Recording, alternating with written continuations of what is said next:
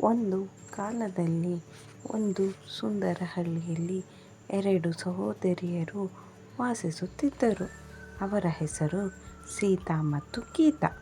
ಸೀತಾ ತುಂಬ ಒಳ್ಳೆಯ ಹುಡುಗಿ. ಅವಳು ಯಾವಾಗಲೂ ಕೆಲಸ ಮಾಡುತ್ತಾಳೆ, ಎಲ್ಲರಿಗೂ ಸಹಾಯ ಮಾಡುತ್ತಾಳೆ.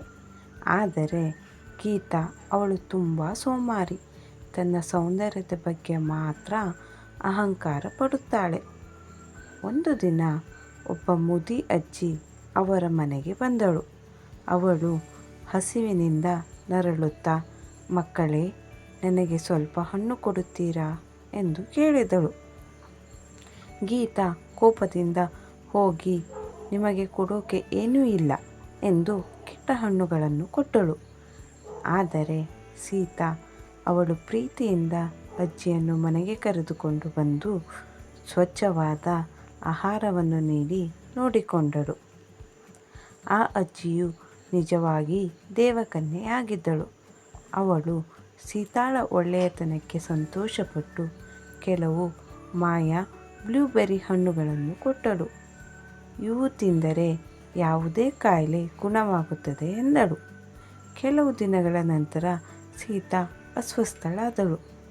ಆದರೆ ಗೀತಾ ಏನು ಮಾಡಿದಳು ಗೊತ್ತಾ? ಆ ಎಲ್ಲ ಹಣ್ಣುಗಳನ್ನು ತಾನೇ ತಿಂದ್ಬಿಟ್ಟಳು. ಸೀತಾ ನೋವಿನಿಂದ ಮಲಗಿದ್ದಳು. ಅಕಸ್ಮಾತ್ ದೇವಕನ್ಯೆ ಮತ್ತೆ ಬಂದಳು. ಅವಳು ಕೋಪದಿಂದ ಗೀತಾಳನ್ನು ನೋಡಿ, ನೀನು ಸ್ವಾರ್ಥಿ, ಅಹಂಕಾರಿ ಎಂದಳು. ಅಷ್ಟರಲ್ಲಿ ಗೀತಾಳ ಸುಂದರ ಕೂದಲು ಪಾಚಿಯಂತೆ ಬದಲಾಗಿತು. ಗೀತಾ ಅಳುತ್ತಾ ತನ್ನ ತಪ್ಪನ್ನು ಅರಿತುಕೊಂಡಳು. ಸೀತಾ ಮಾತ್ರ ತನ್ನ ತಂಗಿಯನ್ನು ನೋಡಿ ದೇವಕನ್ಯೆಗೆ ಹೇಳಿದಳು, ಅವಳನ್ನು ಕ್ಷಮಿಸಿ, ಅವಳು ನನ್ನ ತಂಗಿ.